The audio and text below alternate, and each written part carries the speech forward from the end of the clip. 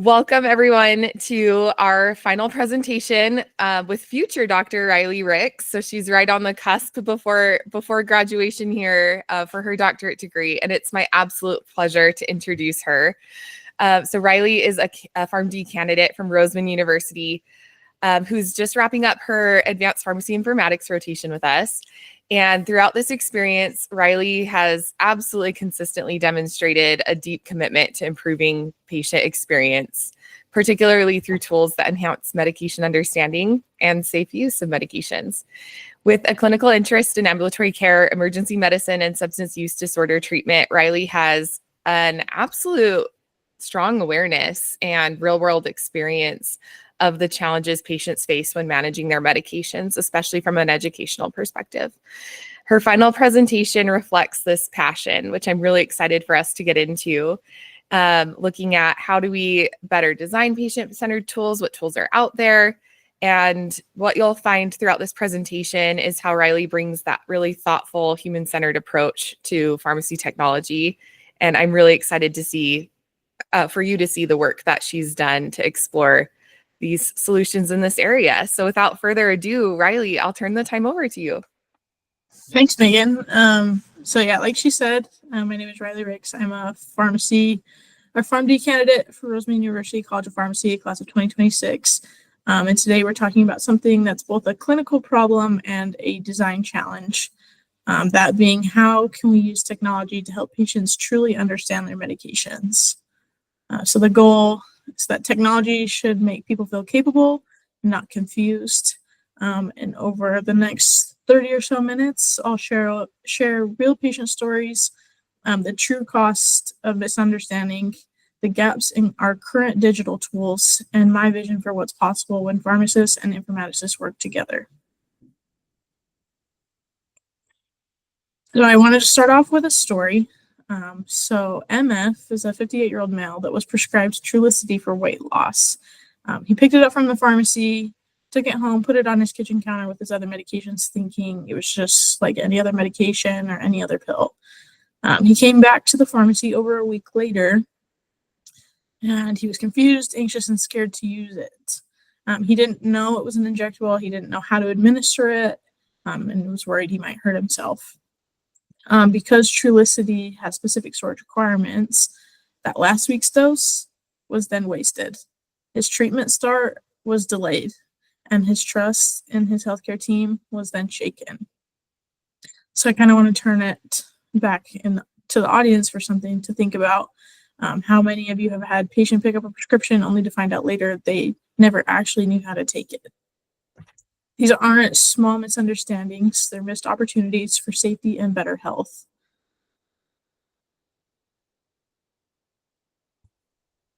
You can go to the next slide. So if we expect patients to make meaningful progress in managing chronic conditions, being things like diabetes, hypertension, hyperlipidemia, then why don't we give them universally accessible education tools? Tools that they can revisit on their own time, in their own language, in their own preferred format.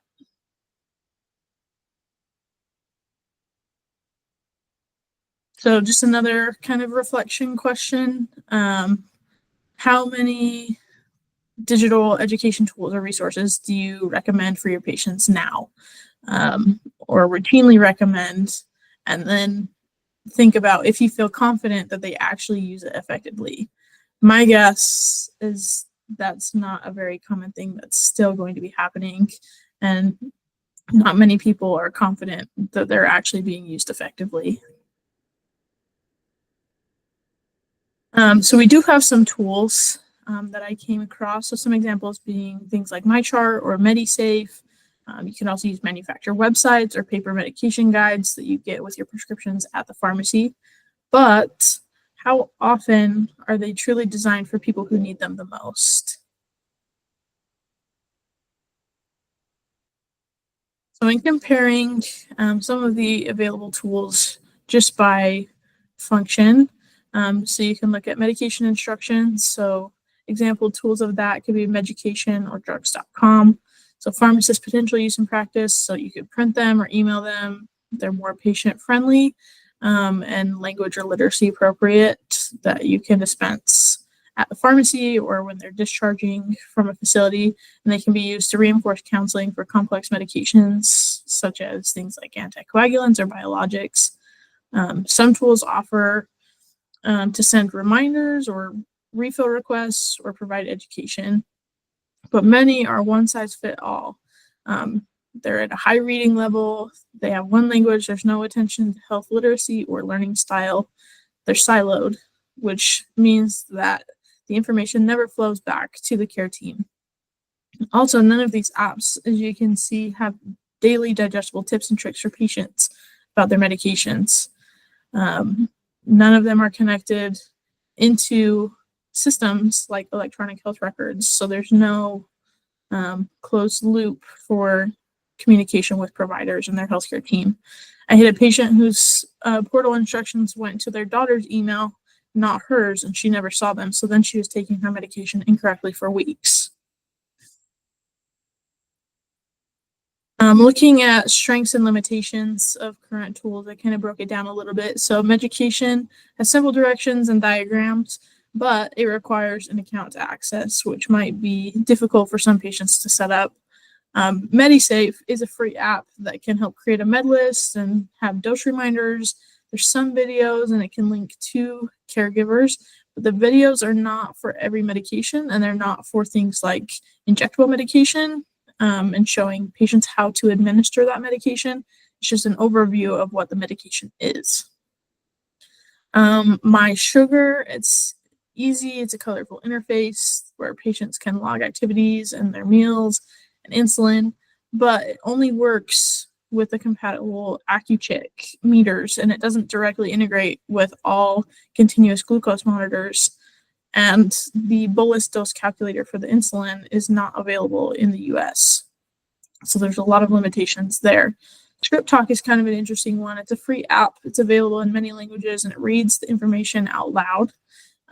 But you have to have the ScriptTalk station reader in order for it to read your medication labels to you. So there's just multiple components, making it more difficult for patients to use. DoseCast can be used for medication reminders and photo pill identification tools, but not all resources are available with the free version, such as logging your doses or seeing your history. And everybody has access to Google, so I mean, that's a perk that it's available and convenient, but there's a lot of different information from different sources that's not always reliable, and they're not always from medical sources, so you can't really trust all of it, and that can lead to misinterpretation or incorrect self-diagnosis or incorrect use of medications. Drugs.com is a comprehensive database that also has a pill identification tool, but a high reading level is required for most of the material on that one. And like I kind of mentioned before, there's not any tools available currently that have digestible daily tips and tricks to help patients get information about their medications that's not at an overwhelming pace. So a patient newly started on insulin is overwhelmed. I could print a medication sheet in their language, then recommend MediSafe for reminders, and then during a follow-up call, we can review their My Sugar log. So this blended support helps catch errors early and boost their confidence, but you're having to use several different tools to get the patient the help they need, rather than having just one place that they can get all of that information. So looking at Utah Pharmacy Law 5817B613, so this was first enacted by Chapter 280 of the 2004 General Session, making it effective that year. So that established when the counseling requirement was first introduced, and the latest amendment to that section occurred under Chapter 336 of the 2015 General Session, which remains the most recent change noted in legislative documents. So in Utah, pharmacies must offer to counsel, but patients can decline the offer to counsel. That could be for things like lack of time or embarrassment or thinking that they already know about the medication or many other reasons. So once a patient declines the counseling, education stops. There's no backup plan. This is the difference between compliance, so meeting the regulation, and competence, which is ensuring true patient understanding. We meet the regulation, but the patient still leaves uninformed. Now I want to go into some real patient situations. So I'm going to introduce you to a patient, JT. So he's a 72-year-old male who just had a heart attack and was discharged on 5 new medications, being a beta blocker, an ACE inhibitor, a statin, aspirin, and metformin. JT speaks limited English, lives alone, and he was provided with no translated instructions, and there was no follow-up. The clinical team did a lot for JT, such as intervention, prescriptions, discharge paperwork, but the piece that mattered the most for safety, that never happened. He did not know that metoprolol needed tapering before stopping. He did not know that lisinopril could cause a cough or that metformin should be taken with meals. Within weeks, he stopped all of his medications, thinking that they were making him sick. Shortly after, JT was back in the hospital with hypertensive urgency and uncontrolled blood glucose. This was preventable harm because the system had no safety net for his understanding. Limited English proficiency is one of the strongest predictors of post-discharge medication errors. JT did not fail his medications. The system failed to support his understanding. So when understanding fails, patients pay the price. Poor medication understanding leads to harm.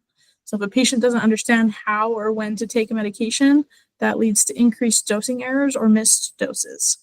If they don't know what the medication is for, then they're not motivated to stay adherent with their medication regimen.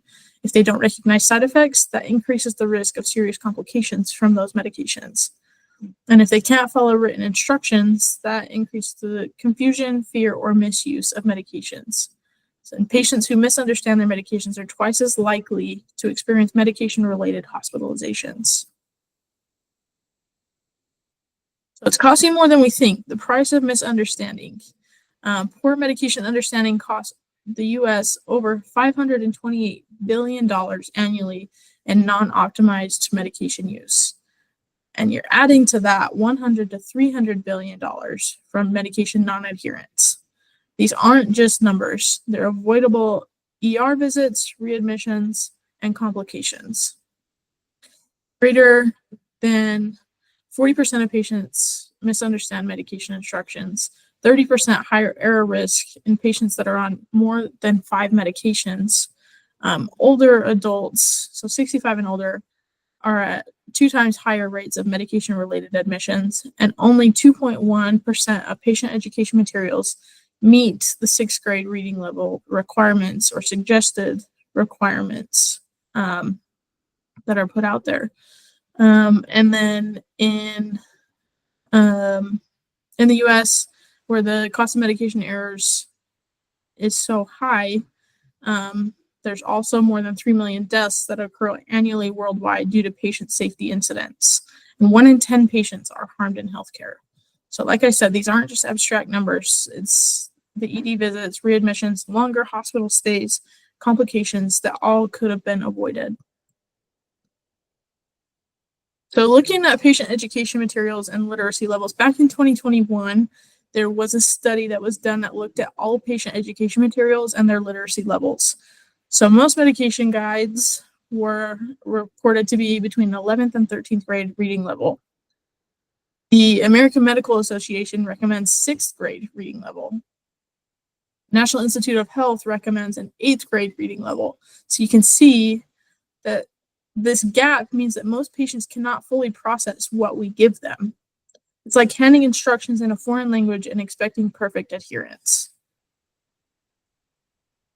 Now let's take a look at what patients experience. Here I've included an example of a package insert, some medication guides, and some tools like MediSafe, where you have to scroll 4 phone links to read all the information about one medication. So for many patients, a medication package insert can be very overwhelming. It's packed with dense medical jargon, small print, and pages of warnings that can cause more fear than clarity. Even though medication guides are meant to help, they can still feel like warning labels instead of clear, supportive instructions. Many patients walk away confused, scared, or unsure what to do next. If I were to give you 2 minutes to find the most important warning in this package insert, could you do it? Now imagine a stressed parent or patient where English isn't their first language. Imagine how overwhelming all of that information is when you don't have the background to understand what a lot of it is saying. So design is a patient safety issue. There's buried warnings, tiny text, confusing layouts, and the cost of misunderstanding is high. The tools we have aren't enough, and that brings us to the heart of the problem, not just what exists, but what is missing. So good design with pharmacist insight, using clear visuals, plain language, multiple formats, prevents errors and empowers patients and save lives. So patients often experience overwhelming apps with no guidance, and they need clear visual instructions.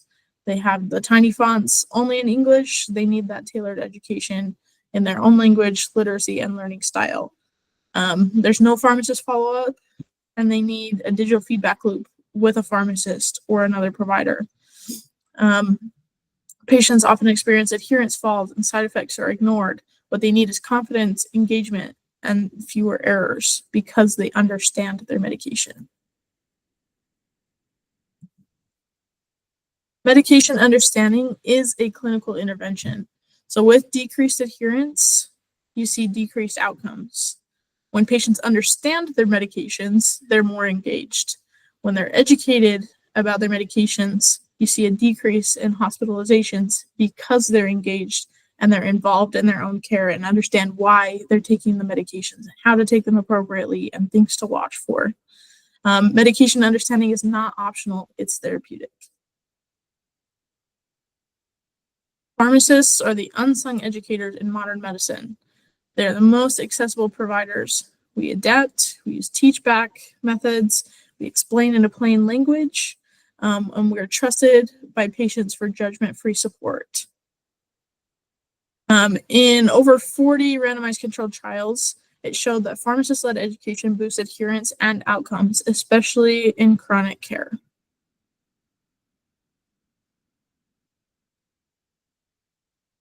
So here is what the research says. Blended digital education and provider supervision beats traditional formats. Electronic health tools with caregiver communication, monitoring, and reminders improve adherence. And pharmacist education and multifaceted intervention improves outcomes for diabetes and hypertension. This isn't theory, it's proven. Pharmacists consistently improve medication adherence across chronic diseases when involved in patient education because they provide tailored human-delivered education and that outperforms standard handouts and non-customized digital tools. So pharmacist-led education, this is kind of interesting. It also improves outcomes when educating other providers, not just patients. So I think that the impact that pharmacists have that not a lot of people recognize, like we truly are the medication experts, and we're not just counseling patients, but we're talking to providers about patient regimens and what would be best for them and truly making it personalized care for each patient. So now I want to go into gaps in current digital patient education. So where the tools fail our patients. I found many gaps in today's tools, but I just wanted to highlight 4 of them here today. Those being one-size-fits-all design, no feedback loops, system disconnects, and weak polypharmacy support. So as we go through these, I want you to be thinking about which of these do you see most often in your own patients so that we can discuss it later. So gap number 1, one size fits all, which leads to one size fails many. So the gap, most tools are one size fits all and do not account for health literacy levels, cognitive ability, preferred learning style, being visual, audio, or text, or language or cultural context. So some clinical examples of this would be a patient with low literacy gets a 10th grade reading level medication guide, or a patient who prefers videos gets a wall of text, or a non-English speaker is given an English-only app with complex instructions. So the pharmacist takeaway from this, we need customizable pharmacist-vetted content in multiple formats and languages, ideally tied to patient profiles within an electronic health record. So apps should ask, how do you prefer to learn? So one size fits all design ignores literacy, culture, and learning style. Gap number 2 that I want to talk about is no feedback, no confidence. So the gap, most tools tell patients what to do, but don't confirm whether they understand the why behind therapy, know how to take medications correctly, recognize side effects or red flags. So some clinical examples of that could be a patient misuses an inhaler for weeks thinking they're doing it correctly. And so then they just think it's not working. Or an app gave instructions, but there's no feedback or confirmation that they understand what the directions actually are. So pharmacist takeaway, tools should include interactive quizzes or technique checklists for medications like an inhaler, video uploads or augmented reality feedback, or a pharmacist review loop when red flags are triggered. So no feedback loops means that we have no way to confirm patient understanding. Gap number 3 that I want to talk about, fragmented systems and disconnected tools. So most tools don't integrate with the EHR. Most tools cannot adapt to the changing lab values or medication regimens. Most tools do not notify providers if patients are struggling. So clinical examples of this could be a patient's blood pressure spikes, but their home log in the app isn't visible in the EHR, so their provider has no idea. And if the patient doesn't notify their provider, then it's just kind of something that happened and we can't address it. Or there's no trigger to review adherence or adjust therapy. So the pharmacist takeaway, we need tools that plug into an EHR. We need tools that alert pharmacists when values are off or education is needed. We need to provide a closed loop between provider, the tool, and the patient. So gap number 4, inadequate for polypharmacy and life transitions. So most apps focus on single medications or disease states, and they don't show interactions, they don't explain medication changes or deprescribing, they don't adapt for aging, palliative care, or complex regimens. So clinical examples would be a patient stops medication thinking it's unnecessary when you actually should taper off the medication, or a caregiver doesn't understand why medications are reduced after hospitalization.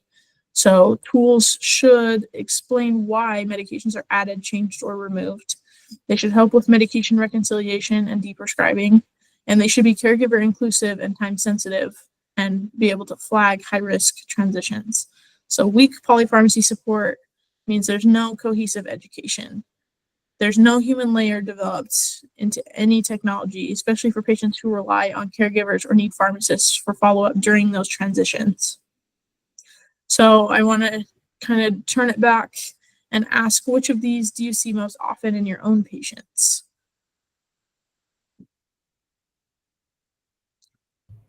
And then when gaps like these exist, patients like MF and JT fall through the cracks. Every gap is a risk point for error.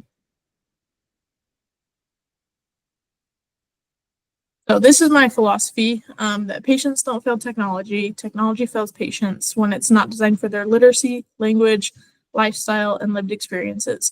If it's not designed for understanding, it's designed for failure. Okay, so now I want to kind of turn it into a little bit of a discussion. So I have some questions to just prompt us here before we get into what could be.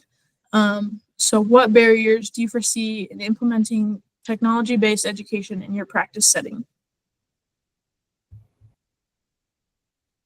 Ooh, such a good question. I do feel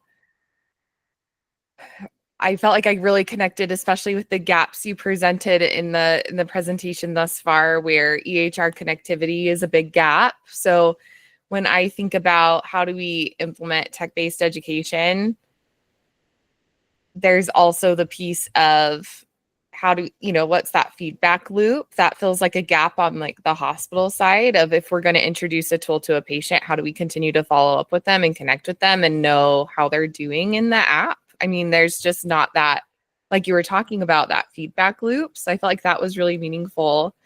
The other thing is, I really connected to the part where training and adoption of tools is probably the most critical piece of something being effective.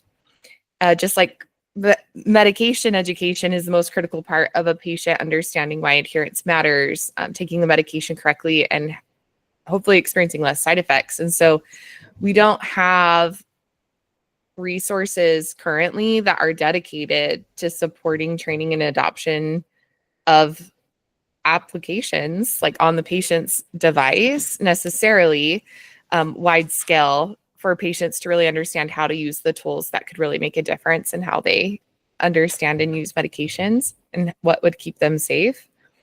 So it would, I mean, for diabetes, we do have diabetes educators, and a lot of pharmacists are also diabetes educators as well and do a lot of discharge medication education.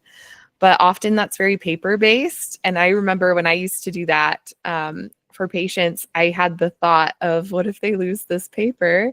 Or what if it's raining outside and they don't have anywhere to put the paper to protect it from even the elements? I mean, there's a lot of difficulty, I feel like, that comes with our current way of providing education to patients, but trying to make it accessible. Sometimes a paper feels very accessible because it's something I can physically hand a patient. It doesn't have to be reliant on any digital literacy. But at the same time, then it might be lost, or, I mean, there's just a lot of gaps with how we try to connect with patients very directly. So lots of barriers. So when you say what the barriers do you foresee, I certainly see quite a bit. My goodness, it's an enormous problem and something that we as pharmacists need to fix. Like it does feel like our role to connect with patients in that way to try to address some of these, but they are some really strong, high barriers to overcome. Yeah, I totally agree with you. There's many that I could go on about that I did not include in this presentation just for lack of time. But I totally agree that with everything you said about like if they lose the handout that they were given or something like that, like there's just so many different like things that could happen that we can help try and prevent with something like in a world where technology is evolving, like having something that they can just have in their pocket all the time. But the other part that you included about not including or being linked to an EHR is a huge deal for sure. So the next question I have is, if our goal is to make medication education stick, how should we rethink the pharmacist's role in digital care delivery? So it kind of goes hand in hand with the last one a little bit, but. This is a great question. My goodness. I like that you use the word stick, first of all, because that's the point of the education, is how do we make sure that it's meaningful and memorable? So pharmacist role in digital care delivery. So I think, sorry. go ahead, Quincy, go ahead. I'm still thinking through. No, you're good. I think I really like these questions are fantastic. I was just going to say something that it makes me think of too, is that I think we're told over and over and over that pharmacists are one of the most accessible healthcare professionals, and usually the group that interacts with patients the most regularly. I mean, you see your doctor every 6 months or every year, sometimes more, sometimes less, but you see your pharmacist a lot. So I just think it's kind of cool, because I think sometimes if you teach a patient something, like it doesn't stick right away. Like when we're learning something, when we're studying something, like the first time we hear it doesn't mean we're going to remember it forever.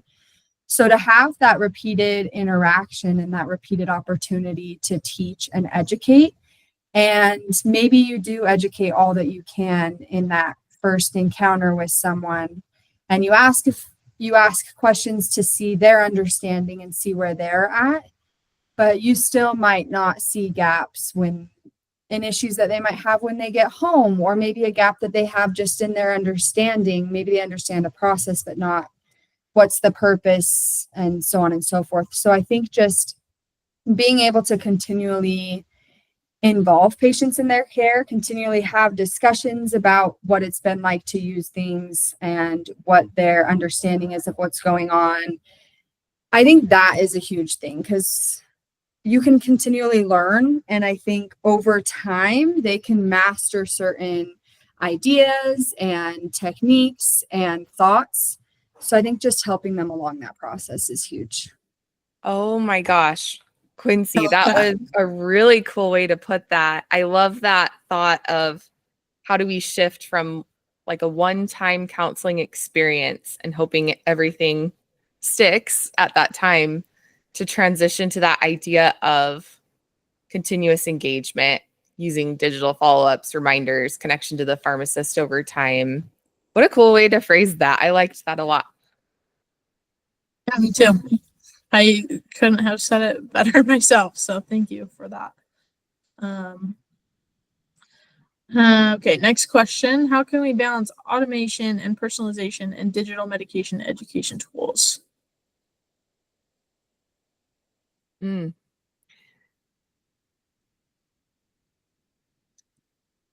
Well, what a cool opportunity we have to automate and personalize digital medication education tools. I think that's a reality now. That wasn't necessarily the case in the past. So it's kind of exciting that you can use those words of personalized medication education that's accessible, maybe even on the patient's direct device type thing.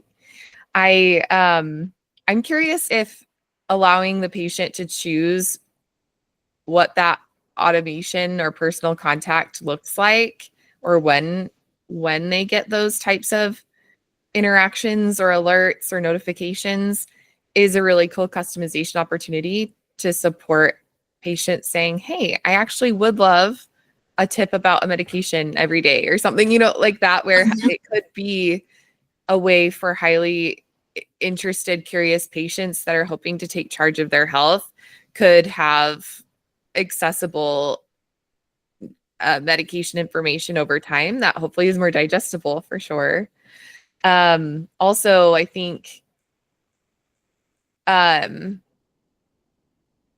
gosh, if there was a connection point into dispensing history from the pharmacy, that type of data, if the patient missed a medication, a pop-up could come up, like your example about tapering certain beta blockers. If they miss their beta blocker pickup timing, you could have support saying, hey, this is why it's important to stay on it. Like a customized notice that's not just, oh, you need to go refill your medication, because that's very passive or very not engaging. If it could be a personalized insight to say, this medication actually puts you at risk of these things, especially from a heart rate perspective, if you're not continually on it. And if you do come off of it, you need to taper down. Like, let's connect on the risks of missing this medication fill. That would be really cool to just even that level of customization of helping that patient understand why it's important for the fill. Because right now it does seem like most medication refill reminders are very passive, like, hey, come get your medication, you haven't come and picked it up yet. But that doesn't signify importance to me, certainly, of why is this medication deeply important for me to make sure that I'm filling it consistently. So that would be kind of an interesting move, I think. Yeah, I love that. That's a great idea. Yeah, that's super cool, Megan. I think that would be super impactful. Right. Next question. How could we use adherence data from digital tools to trigger follow-up or alerts in the EHR for pharmacist workflows? So it's kind of what you just touched on. So, I mean, letting them know why it's important to pick up their medications and things that could happen. But are there any other thoughts with that at all?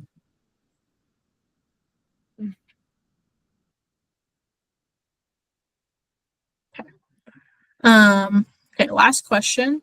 Would you trust AI or app-based education for your own family's medication management? Why or why not? That's a cool question, and not to try to overwhelm with my comments. Sorry, you guys. But I just had the thought of my current interactions with AI are really interesting. Especially the kind of the chat-based LLMs that you would imagine would be potentially interacting with a patient from a medication management perspective, from a question management perspective. So when I think of that type of AI, I personally don't find it to know much about clinical pharmacy. It does have a bias towards understanding pharmacy, how we see a lot of the general populace understand pharmacy. And so that's a lot of the data that is in the model, very likely, of, pharmacy feels very transactional, which we know is not true and is not the best way to use your pharmacy in a transactional nature.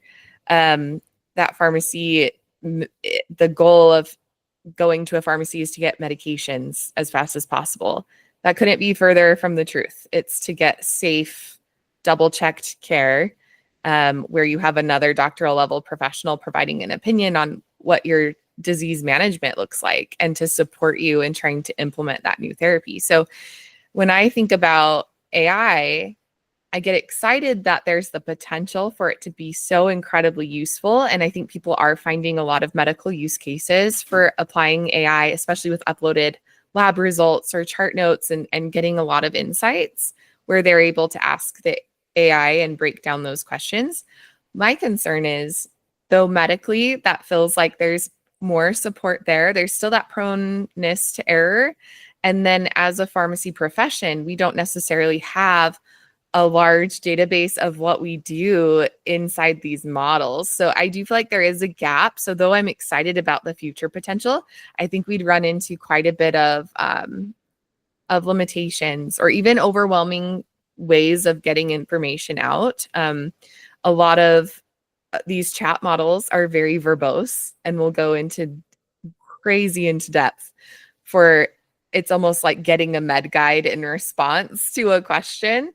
And so how do we kind of bridge those gaps? But for me, I get really excited about it being a pharmacist, being able to use it and train it on my knowledge or my approach, being able to evaluate the outputs against what I know.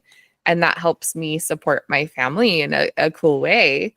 But without that pharmacist filter, I do start to get really, really worried for someone that does need pharmacist support.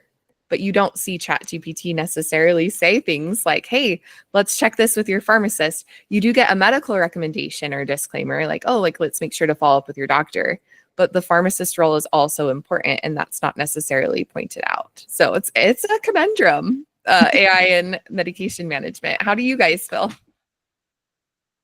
I think something that it makes me think of is yesterday in lecture, we were talking about how like AI isn't going to replace clinicians and pharmacists, but like clinicians and pharmacists that use AI will replace those that don't. And I thought that was like super powerful because it's like you were saying, Megan, like it's not like a comprehensive care and medication management tool. It can't understand all the ins and outs because like they always say we're medication experts, but really we look at how that medication is being metabolized based on that specific person's disease state and specific things that are going on in their life and with their body. And then we can make educated decisions. It's not like a black and white field. And I think that's so huge. So I think as clinical experts and using our skills and our abilities, I think that will allow us to then use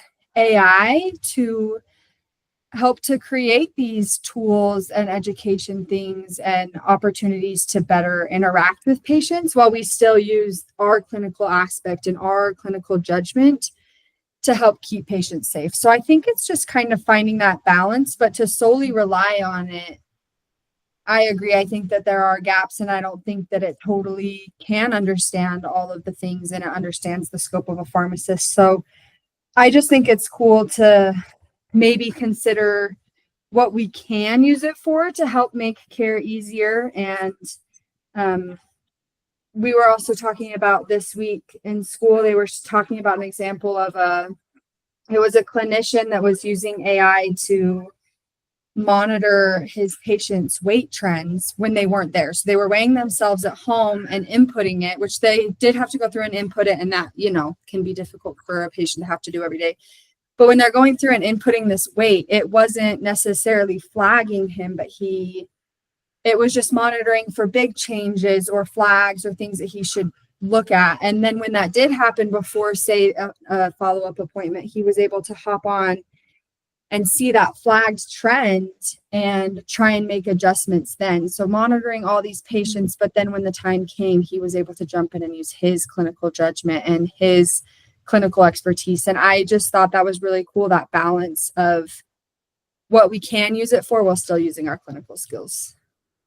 I think that's great, and that's kind of what I wanted to bring it back to, because as we kind of talked about earlier, with pharmacists being the unsung educators in modern medicine, where they saw the adherence improvement was the most in using technology and a pharmacist.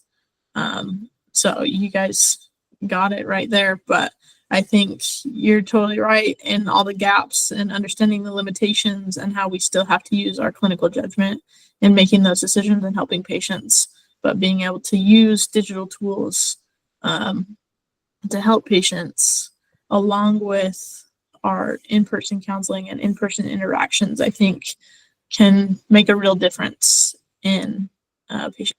So, okay, we can move forward. So I just included resources up to this point in the presentation. And now we're kind of looking forward. So it's not as much about the data and everything like that. Just a glimpse of what's possible with an app that I've started developing calling KnowMyMeds. And I did want to quickly point out the disclaimer on this slide. I think it's highly important to make sure everyone's highly aware. So Rylee has had this brilliant idea. And so I consider this absolutely confidential and proprietary. Like, please do not distribute this. Like, this is for educational understanding. But it just felt so key as content for this presentation that encouraged Rylee to share. So I wanted to make sure that that's very clear. This is intellectual property of Rylee. So just kind of a little bit about the app. So it's a new app that's in the process of being developed that could be a potential answer and step in the right direction to provide patients and their healthcare teams with more education tools with information that's available in many forms so that they can get the education they need and how they want it. So a little bit about it. It'll be a digital app that allows for patients to find information on disease states and medications through either written information, text read aloud functions, or videos. So my concept, it's an app delivering education in their chosen format with the ability in the future to hopefully integrate with care teams in an EHR to confirm understanding, support polypharmacy, kind of things like that. So imagine the patient I talked about earlier, JT, his instructions are in his language, and he has short videos that are available for each medication. And there's a pharmacist alert when a quiz shows confusion. That readmission could have been avoided. So just some key features that I'm working on incorporating. So a provider contact list, so you have all of your doctor's information in the same spot. Medication lists with the potential to hopefully link with an EHR in the future. Pill identification tools, disease state education, as well as medication-specific education. So things like how to take with administration demonstrations, because that was one of the gaps we talked about with other resources, not having videos for things like injectable medications, when to take, storage information, side effects, interactions, and then I think one of the more important things is when to get care or help, and those big things to watch for.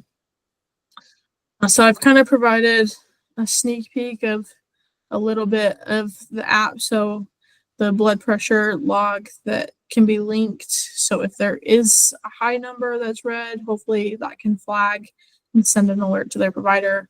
I've included the medication list that will hopefully have all of the pills next to it so they know what it is, because we know some patients like to, have a candy bowl of medications and don't always know what it is. The disease state, education, so what it is, what the numbers mean, kind of thing like that. And then videos for administration.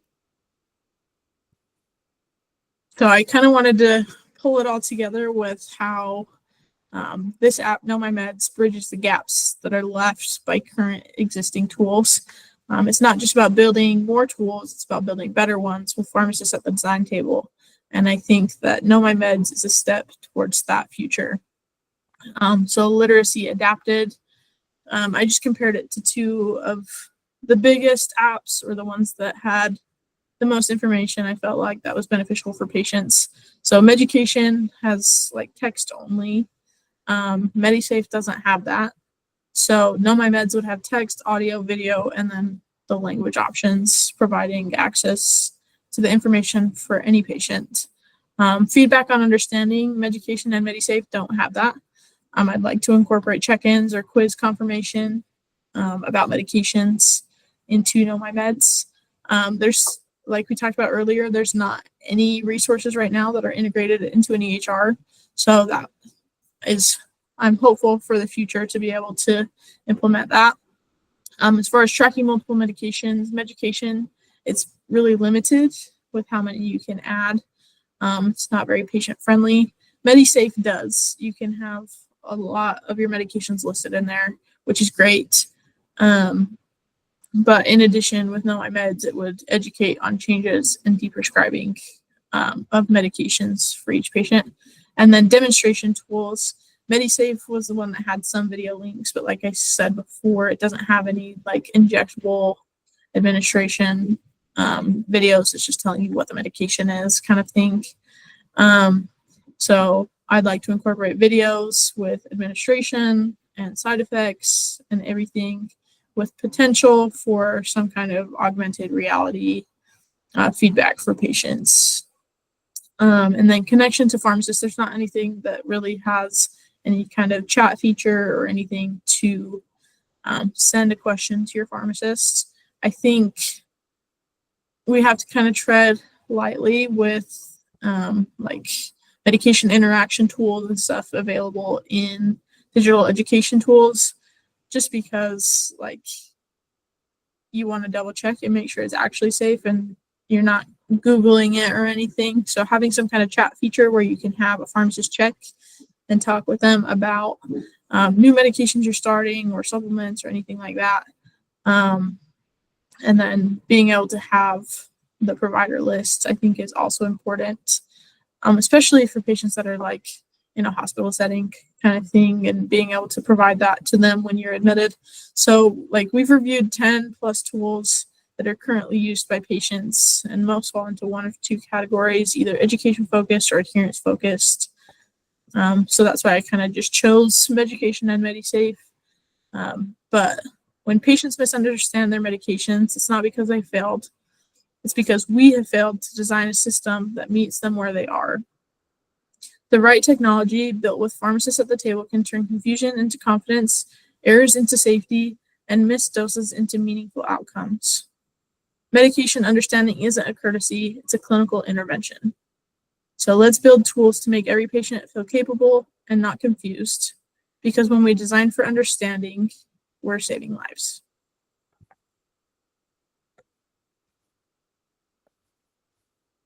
Any questions? Well, first and foremost, great work, Rylee. That was a phenomenal presentation. I'm feeling really inspired and really in tune with, my goodness, this is a huge issue our patients face. But it also makes me think it's a tough world. Why haven't we solved for this yet? And I love what your idea is and how you're proposing to address the gaps here.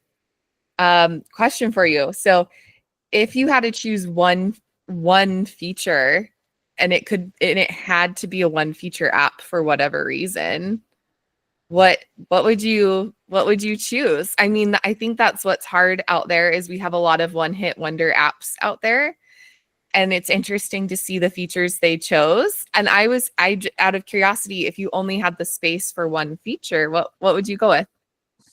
That's a hard question, because there are so many gaps and stuff, but I think the main thing that could solve a lot of problems is the EHR integration. because that could link to providers, it could link to medications, it could show changes, it could show their labs, it could show like so many different things, and flag healthcare providers and be like, these are the medications they're on, like, and being able to look at like if they're logging their adherence, okay, I took my medication at this time, I took like my blood pressure and it was this at this time, kind of thing. Like being able to access all of that within an electronic health record, I think could be really, really cool and help with a lot of patient care, especially like with pharmacists and providers, like not just one of us. So I like that answer a lot. Yeah, I think when you look at what patients actually walk away with from their hospital encounters or ambulatory encounters, outpatient encounters, the pharmacy, multiple specialty appointments, if the patient's on dialysis, like what's their last dialysis timing that happened? How does that impact their life? It's not organized anywhere. And so often a lot of these apps do ask patients to manually enter information, but if they already have a medication misunderstanding or some sort of care misunderstanding, that's just going to be reflected in what they put in the app. So that's a lovely idea. I like that a lot, that direct connection.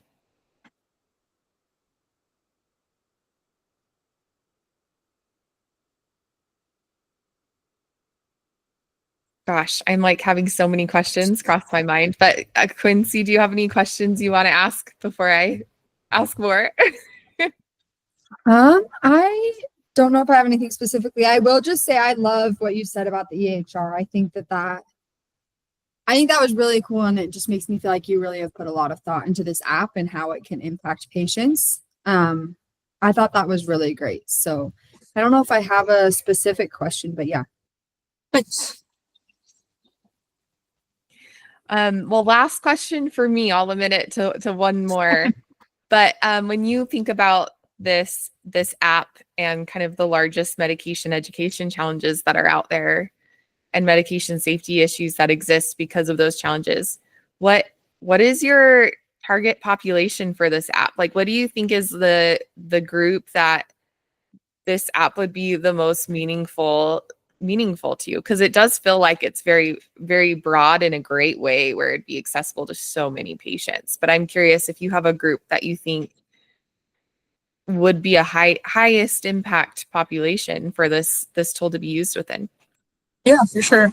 I mean, and I'm kind of trying to design it in a way that it is broad and that anybody could pick it up and look at the information and be able to understand it, and have it that way. So, I mean, yeah, that's ultimately the goal for everybody to be able to use it. But I think the target population probably, I would say, is probably for the older population that are on so many different medications, being able to have that list and be able to see, okay, this is what I'm taking, like, this is what we're doing with my care, like being able to understand why it's important to take all the medications, even though sometimes it feels like a lot.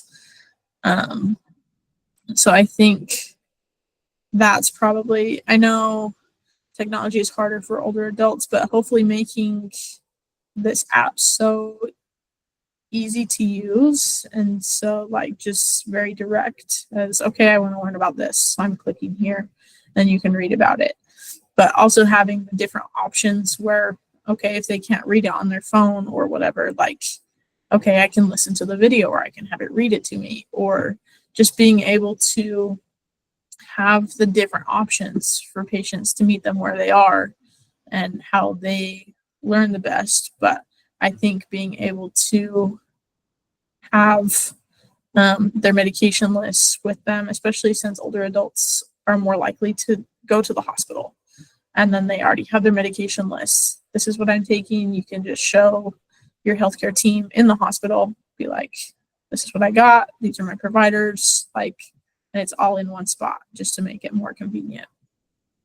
I love that idea. I think that's an incredibly important population to think about, but I love that double down on this is an app for everyone. And I think that's the very unique piece, is it's designed for what most patients need most, especially those in those vulnerable situations that you're talking about. Like, it's even accessible for the most vulnerable, and that is unique. And that kind of stands out the slide where you said one size fits all is one size fails most, I think is what the title of it was. I mean, ooh, I got chills. So I love that you're addressing that head on in your design. Yeah, well, thanks, guys. Great work. Great work. Let me stop the recording here. Just one moment.